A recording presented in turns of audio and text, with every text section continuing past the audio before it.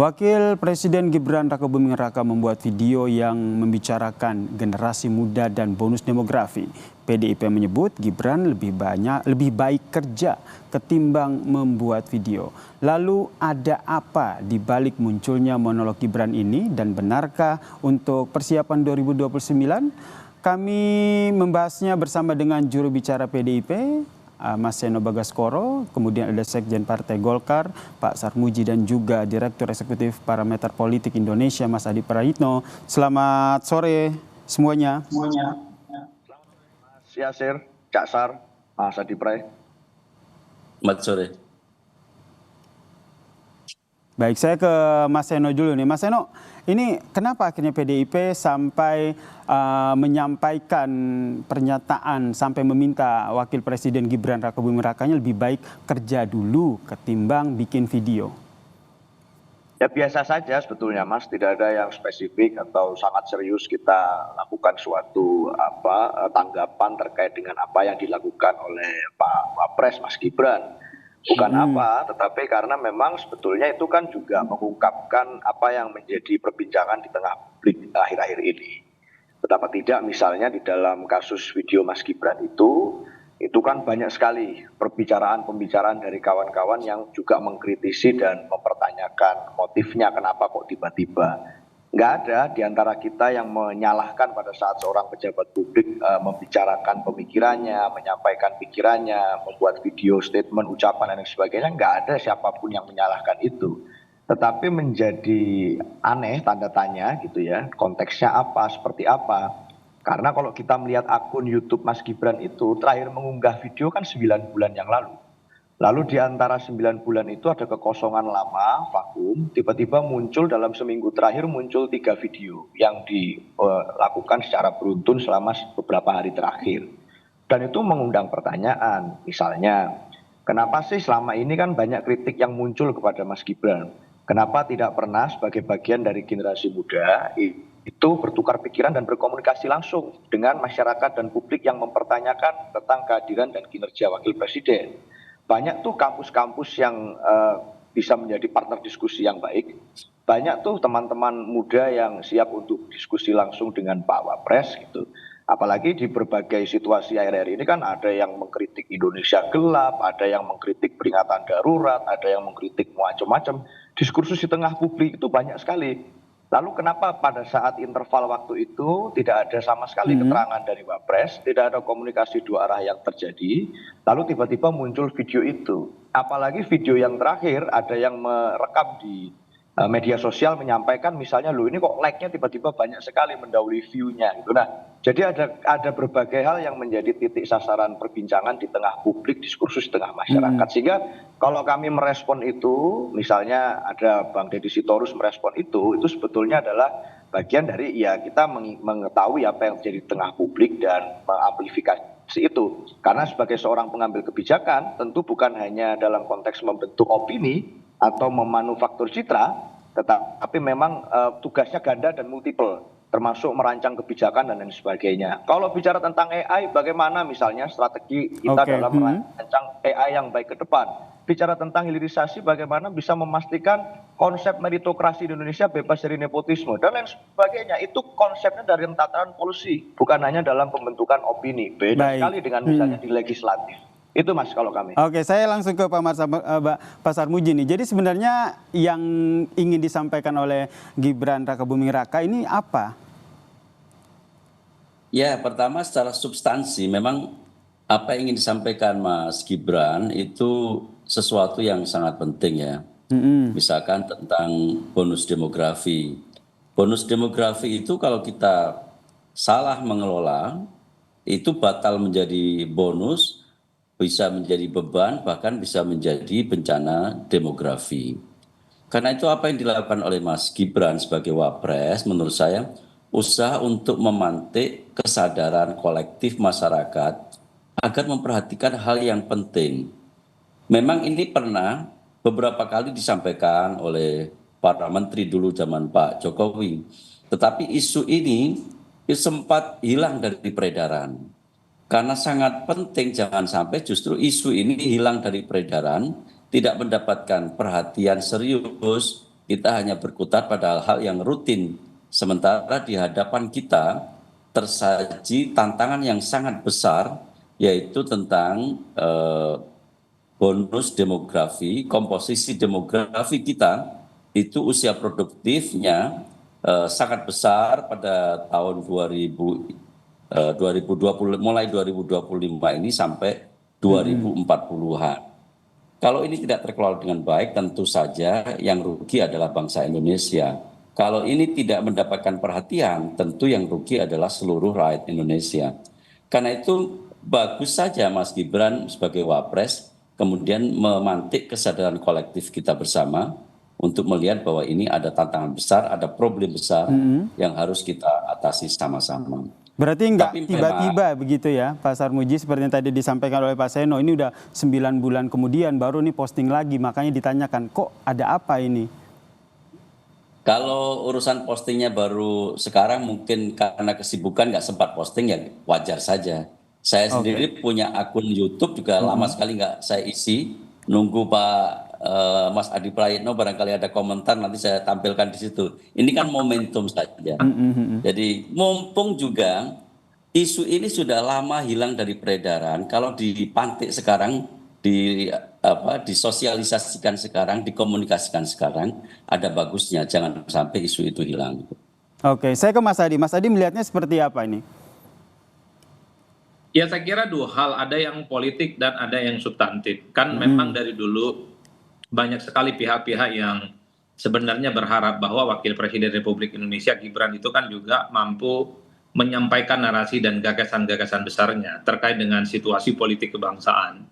Baik secara interaktif, mutual understanding, ataupun misalnya disampaikan secara terbuka melalui statement-statement yang sifatnya monolog. Karena memang dulu ada semacam dugaan bahwa Wapres kita, Gibran itu kan tidak bisa bicara, ataupun bicaranya itu tidak sepasif misalnya mantan-mantan para aktivis. Jadi wajar kalau kemudian di tengah tuntutan itu tiba-tiba muncul video monolog dan menyampaikan sebuah gagasan, salah satunya soal bonus demografi, muncullah perdebatan yang cukup panjang. Di berbagai kesempatan saya selalu mengatakan memang tidak mudah jadi Gibran itu, ngomong salah, tidak ngomong pun juga salah. Artinya apa? Memang sejak awal kehadiran Gibran dalam kompetisi politik di 2024 memang menimbulkan kontroversi yang cukup panjang, dimulai dari misalnya konflik politik dengan PDIP, termasuk juga terkait dengan putusan Mahkamah Konstitusi, soal syarat umur presiden dan wakil presiden. Jadi praktis setelah menang Pilpres berpasangan dengan Prabowo Subianto, hal-hal yang terkait dengan Gibran itu selalu memancing polemik dan kontroversi yang tidak berkesudahan. Itu di satu Mas, di situ. Nah yang kedua memang harus diakui secara politik itu kalau kita mau jujur, ini kan juga bagian dari upaya untuk meningkatkan engagement, bagaimana publik semakin terkonfirmasi bahwa Gibran itu adalah wakil presiden yang memang perlu juga diperhitungkan terkait dengan jalan panjang menuju 2029. Karena kalau kita melihat elit-elit partai, orang-orang penting di negara kita, itu kalau melihat gestur dan narasi-narasi politiknya, itu sepertinya memang sebagai upaya untuk menyusun kekuatan politik menuju pertandingan di 2029, entah sebagai calon presiden ataupun sebagai calon wakil presiden. Wajar kalau kemudian ketika video-video monolog yang disampaikan oleh Gibran, itu juga bagian upaya bagaimana publik melihat Gibran ini sedang membangun satu spotlight, selalu membangun diskursus, supaya Gibran itu dikait-kaitkan dengan soal kemungkinannya untuk bisa bertanding nantinya di 2029. Ini adalah dua hal yang menurut saya selalu diperbincangkan, diperhitungkan, dan sampai hari ini itu terus menjadi bergunjingan. Hal-hal yang semacam ini menurut saya wajar kalau ditafsirkan secara politik. Tapi ala kulli hal Mas Yasir, bahwa secara prinsip Gibran itu adalah orang penting, orang nomor 2 di negara kita. Apa yang diomongkan mesti itu direalisasikan. Apa yang disampaikan itu harus diwujudkan. Kan percuma ngomong tentang bonus demografi, percuma bicara tentang hilirisasi, percuma bicara tentang timnas, bahwa segala sesuatu yang diomongkan kalau tidak menjadi kenyataan, ya ini hanya sebatas diskursus yang kemudian sebenarnya bisa dilakukan oleh siapapun. Yang jadi Mas menjadi Adi, nilai pembeda dari wakil presiden itu setiap omongannya wajib hukumnya dilaksanakan. Bicara tentang bonus demografi, kalau mau jujur, yang susah mendapatkan pekerjaan dan pendidikan per hari ini adalah mereka yang calon-calon bonus demografi ini, Mas. Nah, apa kira-kira kebijakan yang bisa dibuat supaya usia produktif itu tidak hampa dan tidak sulit hidupnya untuk menghadapi persoalan-persoalan di masa yang akan datang? Oke, ini ada dua konteks nih terkait dengan apa yang menjadi esensi dari yang disampaikan, kemudian tentu dikaitkan dengan politiknya. Apalagi tadi disampaikan terkait dengan persiapan pemilu 2029 juga. Ini yang juga ingin saya konfirmasi ke Mas Seno juga ke Pak Sarmuji, sebenarnya apa makna dari video monolog Gibran ini jika kita kaitkan dengan konteks politik saat ini. Tapi kita bahas usai jeda ya, tetaplah bersama kami di Kompas Petang.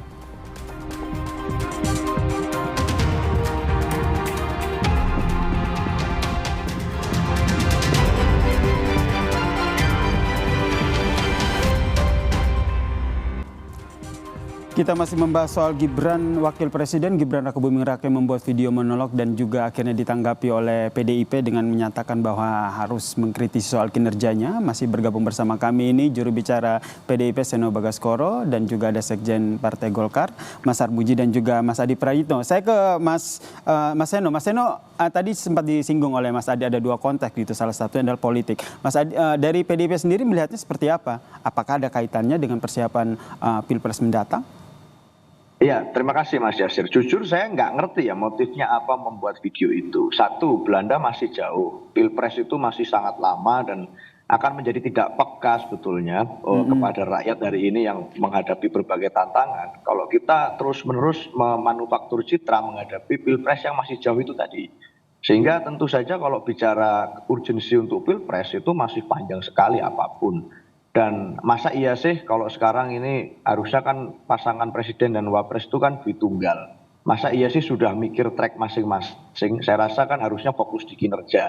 Jadi kalau saya melihatnya Mas Gibran ini kan sudah, sebenarnya kalau bicara populer, bicara keterkenalan itu kan sudah tinggi sekali. Sudah jadi wapres, sudah dilantik, sudah mulai berapa bulan menjadi wapres, berperan jadi wapres. Masa sih masih harus mencari popularitas dari video seperti itu misalnya. Kan tarafnya sudah berbeda. Tarafnya Mas Gibran harusnya sudah dalam konteks policy. Bicara bonus demografi ada tantangan AI, gimana tuh industri dalam negeri bisa menghadapi AI. Bicara olahraga gimana tuh membangun ekosistem liga yang baik misalnya di dalam negeri atau lainnya. Nah, konsepnya sudah policy gitu. Tapi kalau konsepnya dalam konteks diskursus, dialektika, kenapa harus monolog gitu? Kenapa nggak dialog aja sih misalnya dengan sehingga akhirnya kampus. PDIP menyinggung soal kinerja dari Wakil Presiden Gibran Rakabuming Raka ya. Iya Oke, dong, saya iya langsung dong, ke Mas Sarmuji. Iya, Marsiji, gitu. gimana menanggapi hal ini? Ya, justru apa yang dilakukan oleh Mas Gibran sebagai Wapres itu sebenarnya untuk menunjang kinerja Presiden dan Wakil Presiden saat ini. Saya setuju dengan Mas Seno, kalau dikaitkan dengan Pilpres itu masih jauh. Dan saat ini kita baru saja berhenti dari perhelatan politik, kontestasi politik, itu sudah menguras energi kita. Dan justru saatnya kita mengisi capaian politik itu menjadi capaian kemajuan bagi bangsa. Salah satunya adalah apabila kita bisa mendapatkan bonus demografi, mengelola demografi kita betul-betul menjadi bonus yang puncaknya kira-kira tahun 2040-an. Jadi kalau dikaitkan dengan politik dalam pengertian kontestasi 2029, saya setuju ini terlalu jauh. Saya lebih setuju ini untuk mengisi kinerja Presiden dan Wakil Presiden.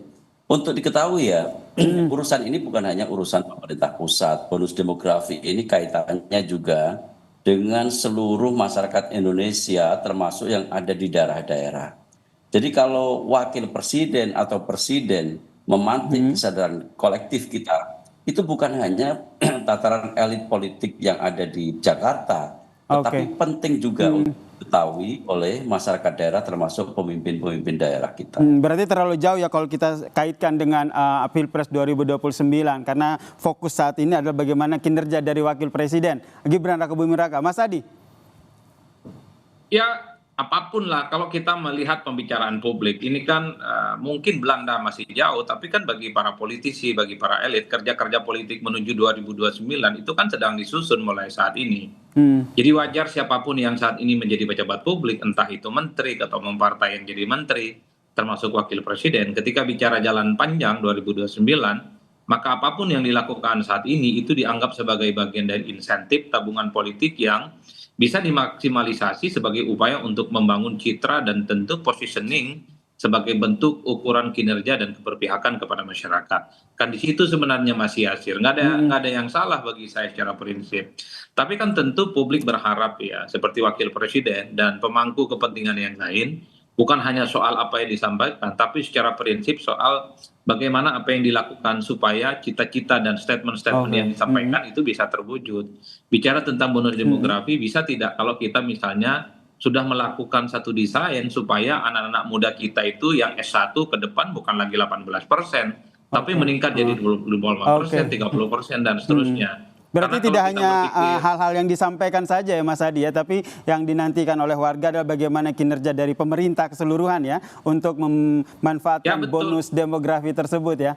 Oke. Betul, kalau kita melihat anak muda hari ini banyak yang nganggur, bagaimana ke depan supaya tidak nganggur lagi? Kan itu contoh-contoh yang gampang sebenarnya. Kita nantikan seperti apa nanti langkah selanjutnya yang diambil oleh pemerintah terkait dengan memanfaatkan bonus demografi ini. Terima kasih sejumlah narasumber, juru bicara PDIP, Mas Seno Bagaskoro, ada Sekjen Partai Golkar, Pak Sarmuji dan juga Mas Adi Praditno telah bergabung bersama kami di Kompas Petang. Salam sehat semuanya.